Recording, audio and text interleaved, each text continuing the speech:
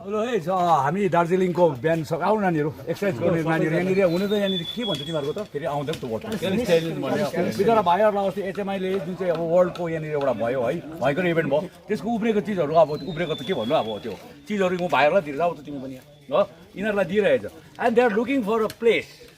To do the exercise अब जग्गै छैन त्यो सामान राखिरहेछ अब म पहिला जस्तो खाने भात त्यो सबै मागेर चोरेर बेसी दिन्थेँ भनेको नि है यो कुरोहरू राखिरहेछ तर युजलेस भइरहेछ अनि अब धेरै भाइहरूले ट्राई गर्यो एप्लिकेसनहरू लेख्यो होला they are looking for a place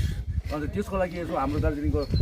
राम्रो राम्रो मानिसहरूले कुरा गरिदिएर उठाइदिएर यो एक्सर्साइज गर्ने जग्गा त्यो चिजलाई युजमा ल्याउनु सक्यो भने चाहिँ मलाई लागेको अझै राम्रो अनि आज बिहान हेर्नुहोस् यो सबै जग्गा हिजोदेखि यहाँ सबैको ठुल्ठुलाहरू हाम्रो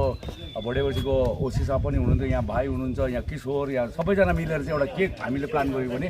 यो जग्गा धेरै मैला देखियो र बिहान मर्निङमा बेसी होइन सबैजना यो नानीहरू सबैजनालाई हात मैला होस् कि जे होस् नानीहरू आउनु एकछिन हात लगाएर 10 मिनट 5 मिनट काम गरौँ भन्दाखेरि हेर्नुहोस् आज निकै नै राम्रो भयो हिजो आज अन्त हामीलाई लागेको चाहिँ make Darjeeling garbage free plastic free drugs फ्रीको त कुरा छँदैछ इन्भाइरोमेन्ट बचाउने कुरा छँदैछ तर गार्बेज फ्री पनि बनाउनको लागि चाहिँ हामीले आज यो सानो सुरु गरेको अफकोर्स यो हाम्रो एउटा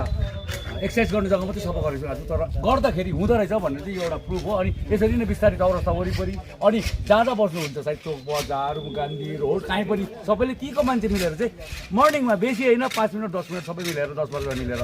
यता घाँस उठायो अलिअलि सफा मैला उठाइदियो भने चाहिँ लाग्छ हामीलाई कि दार्जिलिङ सफा हुन्छ भनेर है अनि अब त्यही कुरा छ मैले भने यहाँनिर हुन्छ अघि कुरा गरेँ चेन्जिङ रुमको पनि भएन अझै राम्रो हुन्थ्यो एउटा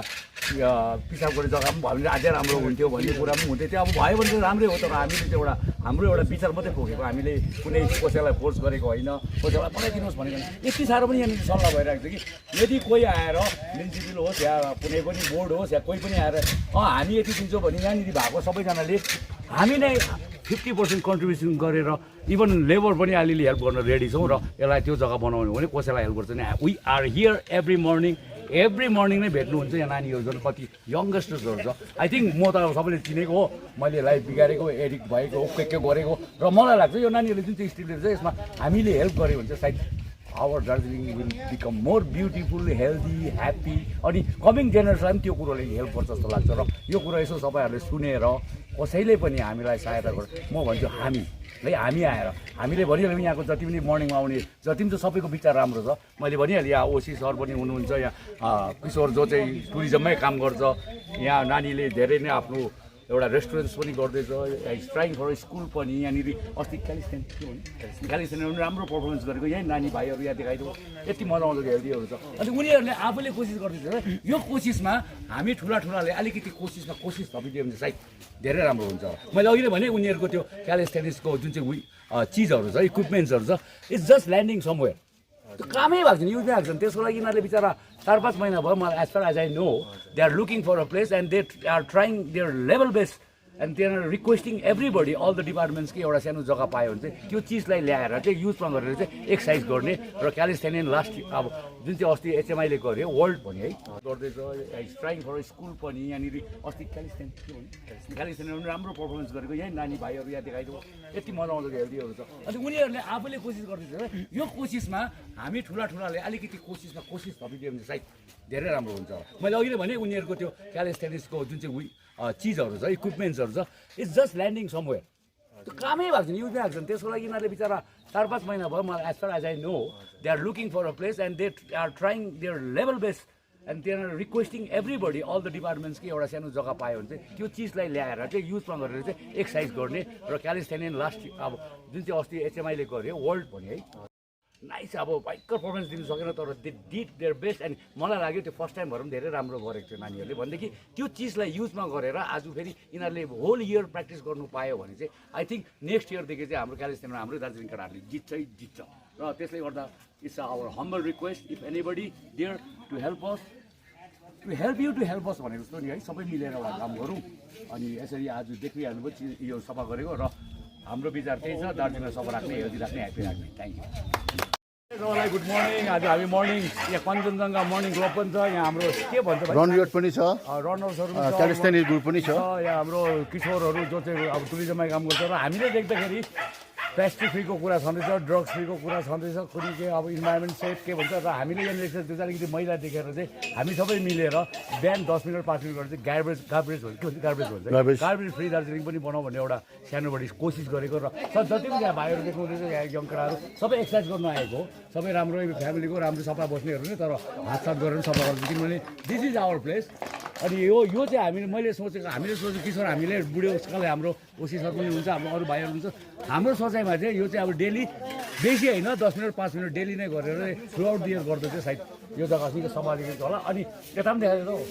यो पानीहरू पनि चाहिँ यसो हाम्रो म्युनिसिपालिटीहरूले पनि हेरिदियोस् यो, किनभने यो ब्लक भएर मुनि पनि डर हुन्छ, यो पानीले गर्दा मैला पनि देखिरहेको छ, यहाँनिर धेरै प्रकारको इन्सेक्टहरू पनि आउनु सक्छ, यो पनि अलिकति प्रशासनहरूको हाम्रो म्युनिसिपालिटीको नजर परेमा राम्रै हुन्थ्यो है। अनि यहाँ देख्नु हुँदैछ हामीले सोचेको चाहिँ not in a one day but every morning 10 minute 15 minutes सबैले, अनि जति पनि गर्दैछ सबैलाई धन्यवाद छ। अनि हामी यो कन्टिन्यू गर्ने विचार गरेको सायद I hope every will do it है। अनि यहाँ मात्रै होइन थ्रु आउट चौरस्ता नै मजाले हाम्रो माटो फर्स्ट चाहिँ अब चौरस्ता थ्रु आउट है, त्यहाँनिर स्टार्ट गरेर सबैले सफा गऱ्यो भने चाहिँ सायद हाम्रो जग्गा राम्रो हुन्छ होला भन्ने आशा लागेको छ है। अब समीर भाइ के पनि भन्दै थिएँ भन्नु अब हाम्रो आफ्नो जग्गा चाहिँ हामीहरूले आफै अब विचार गरेर सफा राख्नुपर्छ है। विशेष गरी हामी देख्ने गर्दछौँ कि प्लास्टिकको क्या त्यो प्याकेटको चिजहरू खाएर जतापाइ त्यतै फ्याँक्ने गर्दछ होइन। यो तपाईँको हेर्नुहोस् न क्यानहरू भयो है, क्यानहरू क्यानहरू भयो, अन्त तपाईँको कुरकुरीहरू यो बिस्किटहरू कुकुलाको हुन्छ त्यहाँदेखि प्लास्टिकहरू जतापाइ त्यतै फ्याँक्छ, यस्तो यस्तो नगरिदिनु होला। बोतलहरू डस्टबिनमा हो, यो वेस्टहरू चाहिँ प्रपरली डिस्पोज गर्नु पऱ्यो नि, डस्टबिनमा राख्नु पऱ्यो। अब म्युनिसिपालिटीले जतापाइ त्यतै राखिदिएको छ डिस्पोजल यो बिनहरू होइन, त्यसपछि फ्याँक्दा चाहिँ राम्रो हुन्छ। अब यहाँ हाम्रो सबै पानी यो ब्लक भएर हो, यो सबै माथि आइसक्यो, यो सबै के होइन त्यो प्लास्टिकहरू भित्र पस्छ होइन। त्यसले गर्दाखेरि प्लास्टिक चाहिँ अब कम्ती मात्रामा युज गर्नु हामीले सक्छौँ, अनि युज गरेको खण्डमा पनि त्यसलाई चाहिँ प्रपरली डिस्पोज गर्नु भन्ने चाहिँ छ। Thank you. नमस्कार। एक्चुअली के छ भने म्याक्सिमम् हामी रनर्सहरू आउँछ बिहान यहाँ होइन, सबै एक्सर्साइज गर्छ, फ्रेस एयरको लागि आउँछ, हेल्थको लागि आउँछ मान्छेहरू होइन, जस्ट वकको लागि आउँछ। तर मेन कुरा चाहिँ कि यहाँ प्रब्लम चाहिँ के छ भने अब जो मान्छेहरू बेसी बस्छ लाइक आफ्टरनुनमा इभिनिङमा होइन, उनीहरूले के अब खान्छ र सबै यहाँ फ्याँक्छ। र म जस्ट म्युनिसिपालिटीलाई अनुरोध गर्न चाहन्छु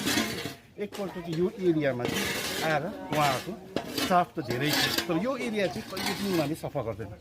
यो चाहिँ हाम्रो एकदम बिन्ती छ रनर्सको ग्रुपबाट, यहाँ हाम्रो सबै भाइहरूको ग्रुपबाट, र एउटा टोइलेट र एउटा चेन्जिङ रुम चाहिँ म्युनिसिपालिटीले गर्नु सक्छ भने चाहिँ धेरै धेरै धेरै धेरै धेरै धन्यवाद हुन्छ। नमस्कार।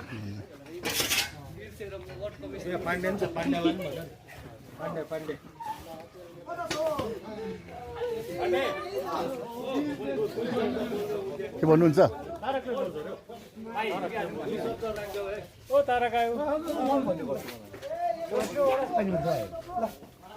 ल ल ल ल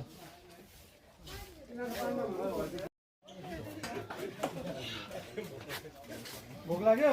दिनु पर्दैन। अन्त कति भयो अब सरसफाइ सक्यो? यो सरसफाइ चाहिँ एक दिनमा सकिने काम छैन। जबसम्म अब यो पत्ताहरू त झरिरहन्छ, जसमा त केही पनि भन्नु छैन है। तर तपाईँको यो जुन चाहिँ प्लास्टिकहरू जुन चाहिँ मैलाहरू फ्याँक्दैछ यो चाहिँ अब तपाईँको जबसम्म मान्छेहरूमा त्यो जागरण आउँदैन नि, त्यो अवेरनेस आउँदैन जबसम्म तबसम्म यतिकै हो। त्यसले गर्दाखेरि मान्छेहरू चाहिँ विशेष गरी प्लास्टिकको चिजहरू चाहिँ क्या नकुहिने चिजहरू, प्लास्टिकको बोतल भयो, प्लास्टिकको त्यो प्याकेटहरू भयो, अनि त्यसको त्यो कोको कोला यो चाहिँ युज गरेर पनि प्रपरली चाहिँ डिस्पोज गर्नुहोस् न, त्यो डस्टबिनमा फ्याँक्नुहोस्। त्यो चाहिँ एकदम जरुरी छ, मान्छेमा अवेरनेस आउनु एकदम जरुरी छ। मान्छे आफै सचेत भएर गर्नु हुँदैन। अब कति म्युनिसिपालिटीहरूले भन्नु पर्ने होइन, यो त मान्छेले आफै गर्नु पर्ने, आफ्नो घर आफै सफा राख्नु पऱ्यो नि त।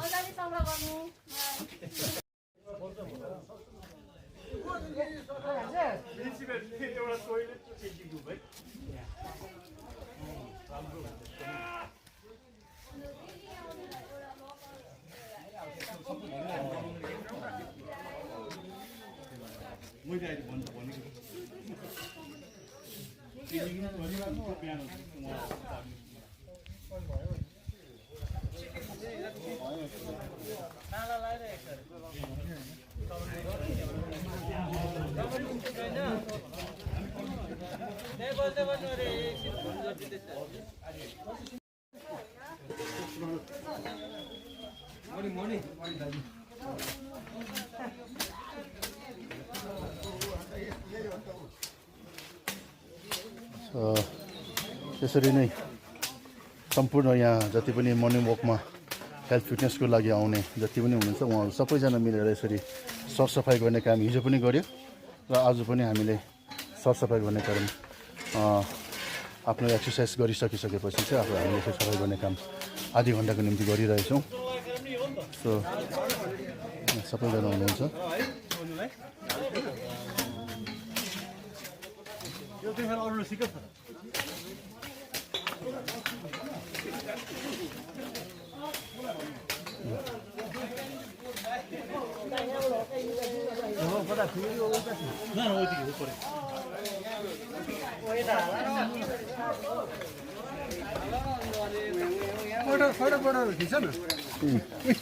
यस्तो वाटर बोटलहरू पनि यहाँनिर हुन्छ।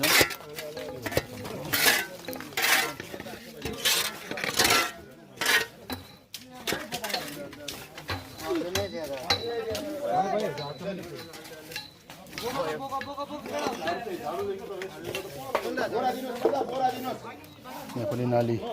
ब्लक भएर पुरा पानी पानी छ। तर आज म्युनिसिपालिटीलाई कम्प्लेन गरेकोले गर्दा आज म्युनिसिपालिटीका भाइहरू आएर यहाँनिर यो नाली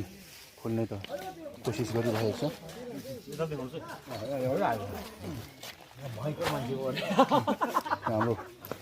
हाम्रो